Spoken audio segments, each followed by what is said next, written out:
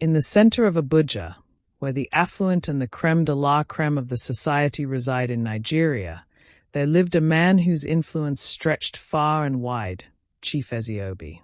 Known not only for his immense wealth but also for his unshakable principles, he was a man who had climbed from humble beginnings to a position of power and prominence. Born into a modest family, he had once sold goods in the local market, struggling to make ends meet. Through sheer hard work, perseverance, and an unwavering belief in honesty and integrity, he became a celebrated entrepreneur with businesses that spanned across the country. However, despite his great success, Chief Ezeobi had always remained grounded, never allowing his wealth to overshadow his core values. He believed in the power of character, humility, and the importance of treating everyone with respect, regardless of their social standing. His wealth had never defined him, but his integrity had.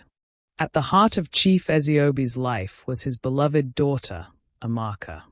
A stunning young woman, Amaka was not only admired for her beauty but also for her sharp intellect and independent spirit. She had inherited her father's strength of character and his ability to see the world through a lens of compassion and fairness. Chief Ezeobi adored Amaka, and his greatest wish was to see her marry a man who respected her not for her wealth or beauty but for her essence, her kindness, intelligence, and integrity. As a result, Amaka's growing list of suitors was not a cause for celebration but a source of concern for her father. While her radiant beauty attracted suitors from all over, Chief Ezeobi was skeptical of their intentions. He knew that many of them were only interested in her fortune, her father's name, and the prestige that would come with marrying into the Ezeobi family. Chief Ezeobi understood that true love was rare and that Amaka's heart needed to be protected. Thus, he devised a clever and profound plan, a test that would allow him to see the true nature of each suitor. To ensure that Amaka married someone who cherished her for who she was and not for her family's wealth, Chief Ezeobi decided to disguise himself. He would become a maid driver in his own household, blending in with the staff. Under the guise of Driver John, he would watch and learn about the men who sought Amaka's hand in marriage. This would allow him to observe their behavior without them knowing he was the wealthy and powerful Chief Ezeobi. Chief Ezeobi's transformation into Driver John was a clever one. He dressed in a faded, well-worn uniform and donned a cap that obscured his face. As Driver John, he became a fixture in Amaka's daily routine, accompanying her as she traveled about the city. The chief carefully observed how the suitors treated both Amaka and him, posing as nothing more than a humble driver. It was a role he played with patience and precision. Chika, one of the suitors, immediately caught the chief's attention. Chika was a man of great charm, confident to the point of arrogance, and his polished appearance was always complemented by grand gestures. He was quick to notice the new driver but did little to acknowledge him beyond a casual wave. Chika's focus was entirely on Amaka. He had an air of superiority about him, and his behavior was a constant reminder of how little he valued anyone outside of his social sphere. He believed that having a master's degree from Harvard University was all he needed to marry a wife.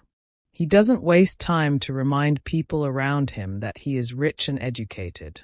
On one occasion, as they were driving to a high-profile party, Chika became irritated by the driver's supposed incompetence, particularly when the car had a minor delay. "Amaka," he remarked sharply, "I don't understand why your father insists on keeping such incompetent workers. You deserve better than this." Chief Ezeobi, watching from the rearview mirror, felt a pang of disappointment. Chika's impatience and lack of respect for the driver revealed a lot about his character. His concern was only for himself, and his words made it clear that he saw others as beneath him. Yet, Tunde, the second suitor, presented a stark contrast to Chika. Tunde was a humble teacher, a quiet man with a gentle soul. He was not flamboyant or flashy, but his respect for others shone through in his actions. Each time Tunde accompanied Amaka, he greeted driver John warmly, asking about his day and offering to carry bags or help with errands. It wasn't just polite, it was genuine kindness. One afternoon, during a picnic outing, Tunde noticed that driver John was left to eat alone in the car while the rest of the group enjoyed their meal. Without a second thought, Tunde walked over, inviting the driver to join them. "A meal tastes better with company," Tunde said with a smile. Amaka, who had been watching from a distance, noticed the interaction and felt a deep sense of admiration for Tunde. It wasn't just the words he said, but the sincerity behind them. Tunde treated everyone with the same respect, regardless of their social standing. This act of kindness left a lasting impression on Amaka, and she began to see Tunde in a new light. Chief Ezeobi, heart swelled with pride at Tunde's humble nature. This was the type of man he had hoped would enter Amaka's life. There was no pretension, no showmanship, only genuine care for others. Tunde's actions spoke louder than any words could. Chief Ezeobi knew that if Tunde could be kind to strangers, then he would also show kindness to his daughter. As the days passed, Chief Ezeobi's test continued, and a third suitor was put in the spotlight. Ugonna was different from both Chika and Tunde. He wasn't a man of wealth, nor did he flaunt his appearance. But Ugonna's charm and cuteness was undeniable. Known for his smooth-talking ways and his ability to woo women effortlessly, Ugonna quickly captured Amaka's attention. Despite his reputation as a womanizer, Ugonna was confident that he could win Amaka's heart. To him, she was just another conquest, another name to add to his list of victories. What Ugonna didn't realize, however, was that Chief Ezeobi was watching closely. The chief had heard whispers of Ugonna's past, of how he had used women to climb social ladders, discarding them once they no longer served his purpose. Chief Ezeobi knew that Ugonna's affections for Amaka were not driven by love but by ambition.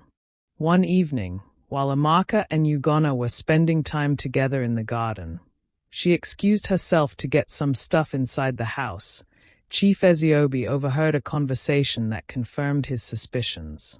As the two sat under the shade of a mango tree, Amaka was inside the house, unaware of the conversation unfolding outside. Ugonna's words, low and confident, speaking to someone over the phone, filtered to the chief's ears. "Amaka is just a stepping stone," he said, his tone filled with arrogance. "I don't care about her heart. What matters is her father's name and wealth. Marrying into that family will open doors for me that I could never dream of. All I have to do is play the part for now, act like I'm in love, and soon enough, I'll have everything I've ever wanted." The chief's heart sank. He knew instantly that Ugonna was not the man Amaka deserved. His words revealed his true intentions. He was using her as a means to an end. There was no love in Ugonna's heart, only greed and ambition. Chief Ezeobi was disgusted by the man's lack of honor, and he realized that Ugonna had failed the test just as surely as Chika had. At that moment, the chief decided it was time to confront the situation head-on. Weeks passed, and the chief continued to observe the suitors. Chika's arrogance, Ugonna's deceit, and Tunde's kindness had all been on full display. Chief Ezeobi knew that only one of these men had earned his approval, and it wasn't hard to see who that was. Finally, the chief decided it was time to end his secret test. He invited all three suitors and their families to a grand dinner at his mansion. The dining hall was adorned with golden chandeliers, and the atmosphere was elegant and refined.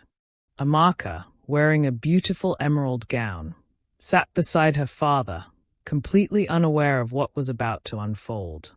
When the guests were seated, Chief Ezeobi entered the room, no longer dressed as the humbled driver John, but in his regal egbada. The room fell silent as recognition dawned on the suitors and their families. Chika's face turned pale, his arrogance crumbling as he realized who he had been speaking to all this time. Ugonna, too, was visibly shocked, his charm faltering as he realized he had been exposed. "Ladies and gentlemen," Chief Ezeobi began, his voice commanding but calm, "I have observed the suitors who wish to marry my daughter. But I did not observe them as Chief Ezeobi, the wealthy entrepreneur. Instead, I observed them as a humble driver." The room fell silent as the chief recounted his observations. He spoke of Chika's arrogance, Ugonna's deceit, and Tunde's humility. Turning to Tunde, he said, "You have shown me that true wealth lies in character, not in possessions. You have my blessing to marry my daughter if she accepts." Amaka's eyes welled with tears. She looked at Tunde and smiled. "Yes, father. I accept." Chika, humiliated, left the dinner in silence, his pride shattered. Ugonna, too, left quietly, his true nature exposed. The evening ended in celebration, with music and dancing filling the grand mansion. Amaka and Tunde's wedding was a grand affair, but its true beauty lay in the simplicity of their love and shared values. Chief Ezeobi's secret test is a reminder to everyone that true character always outshines wealth and appearances.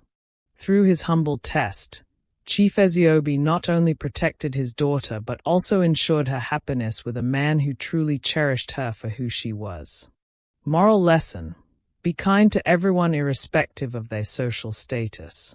Have you ever been treated badly because of your social class? Share your experience in the comment section. If you like this story, please subscribe, like, and share. Thank you.